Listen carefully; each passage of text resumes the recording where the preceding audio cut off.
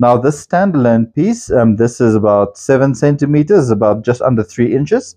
Now the reason this one needs to be extremely accurate is this is going to be the one that's on top of the gun or on top of the scope, standing on its own, so that is very important. Second one that I've done the same with the top part, and then I've also taken another piece of wood at the bottom.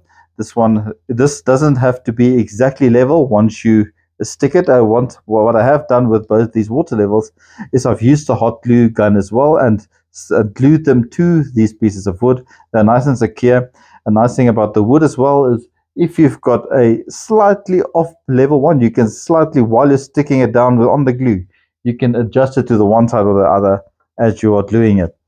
The other one, I've got a normal piece or a thinner piece of wood at the bottom, and what I have done is I've used another piece of wood as a spacer in between, and I drilled a fairly big hole in the middle. You'll only see the 2 grooves of the big hole that's left, and obviously this would be the size of the bore of your gun's barrel.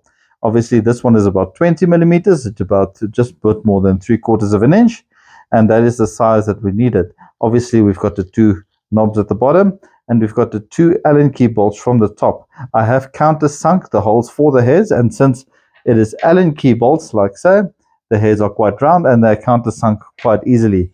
I then also use some glue in the holes to keep them in place when you loosen or tighten these things. Obviously this is going to be adjusted around the barrel of the gun, and this does not need to be exactly level, but this one on the other hand is extremely important that it is.